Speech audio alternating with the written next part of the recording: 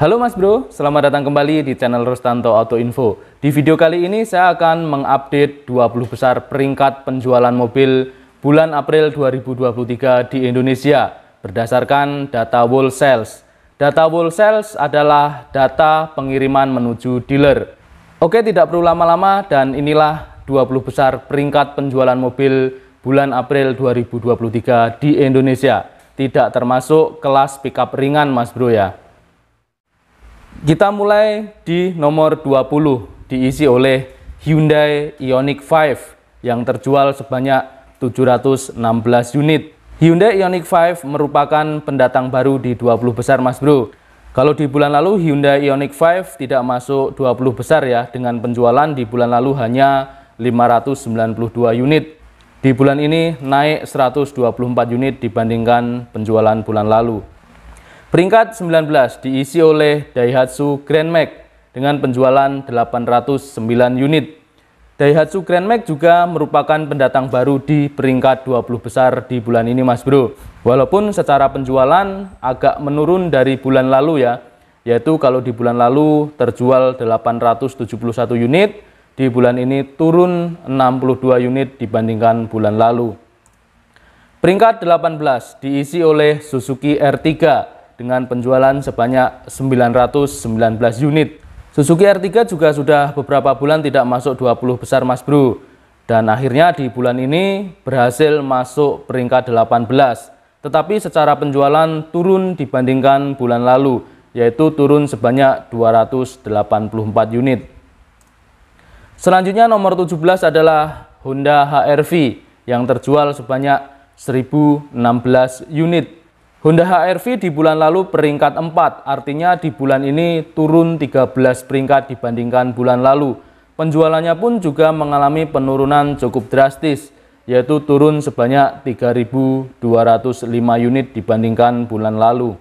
Selanjutnya nomor 16 diisi oleh Daihatsu Xenia yang terjual sebanyak 1.126 unit.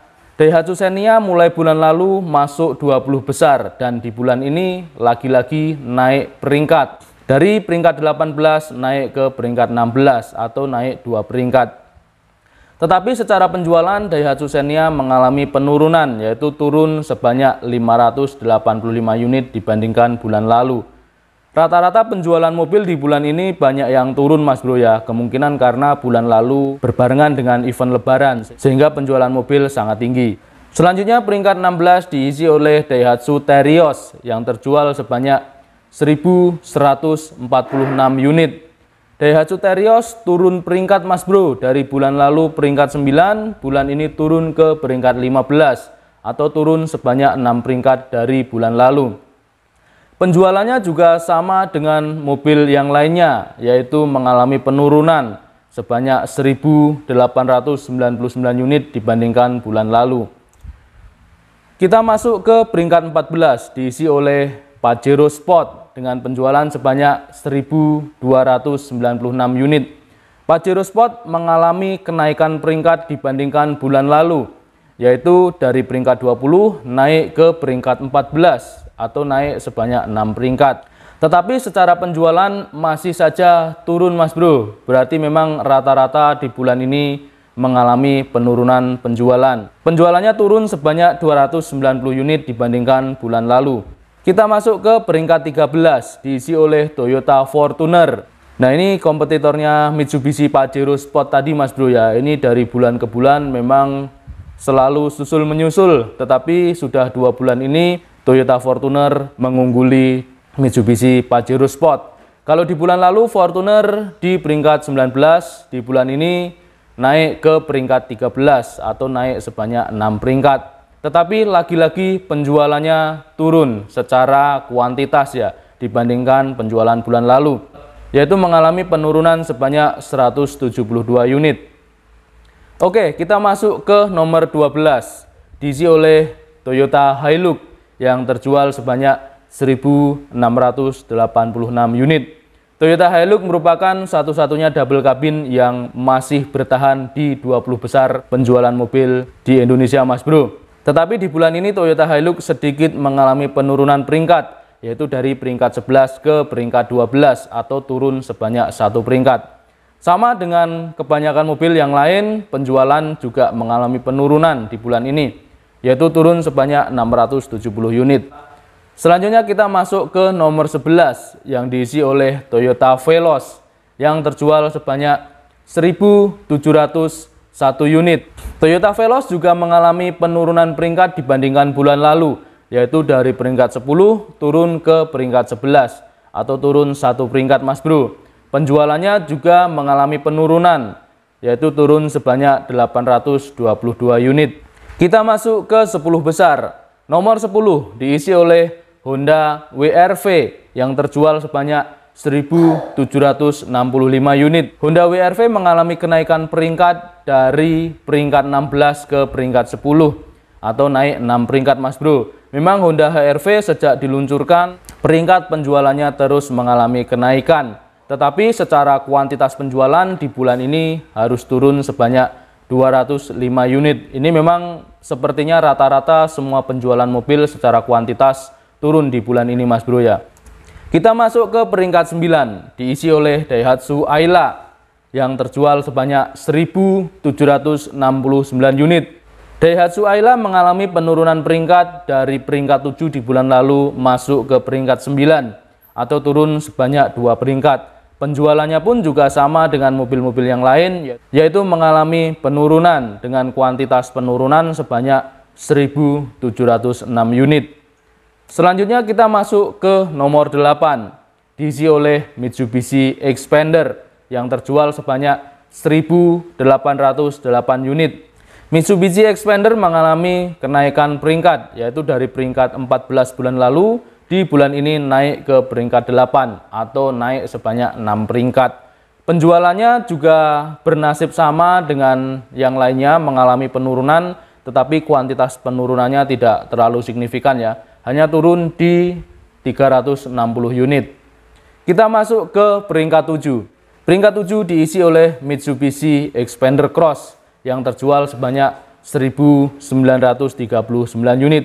Mitsubishi Xpander Cross mengalami kenaikan peringkat dari peringkat 15 di bulan lalu ke peringkat 7 di bulan ini, atau naik sebanyak 8 peringkat. Tetapi penjualannya juga harus turun sebanyak 213 unit. Selanjutnya kita masuk ke peringkat 6, diisi oleh Toyota Rush yang terjual sebanyak 2.133 unit. Toyota Rush di bulan ini sedikit mengalami penurunan peringkat, yaitu dari peringkat 5 di bulan lalu turun ke peringkat 6 atau turun sebanyak 1 peringkat. Penjualannya di bulan ini juga mengalami penurunan cukup drastis, yaitu dengan penurunan penjualan sebanyak 1.806 unit. Kita masuk ke 5 besar. Nomor 5 diisi oleh Toyota Agya yang terjual sebanyak 2.151 unit. Toyota Agya mengalami kenaikan peringkat di bulan ini dari peringkat 12 naik ke peringkat 5. Toyota Agya semenjak mendapatkan penyegaran peringkatnya terus naik Mas Bro ya. Mungkin karena desainnya mudah diterima oleh masyarakat sehingga peringkatnya terus naik Mas Bro. Tetapi secara penjualan juga harus turun Mas Bro ya. Dari bulan lalu turun sebanyak 198 unit. Kita masuk ke peringkat 4 diisi oleh Daihatsu Sigra yang terjual sebanyak 2.640 unit. Daihatsu Sigra mengalami penurunan peringkat dari peringkat 3 ke peringkat 4 atau turun 1 peringkat. Penjualannya pun secara wholesale juga turun cukup drastis dari bulan lalu, yaitu turun sebanyak 2.387. Selanjutnya kita masuk ke peringkat 3 besar. Nomor 3 diisi oleh Toyota Calya yang terjual sebanyak 3.131 unit. Toyota Calya mengalami kenaikan peringkat dari peringkat 6 ke peringkat 3 atau naik 3 peringkat Mas Bro. Tetapi secara penjualan mengalami penurunan, yaitu turun sebanyak 737 unit. Selanjutnya nomor 2 diisi oleh Toyota Innova yang terjual sebanyak 3.645 unit. Toyota Innova di bulan ini mengalami kenaikan peringkat yang cukup drastis Mas Bro, yaitu dari peringkat 8 naik ke peringkat 2 atau naik sebanyak 6 peringkat.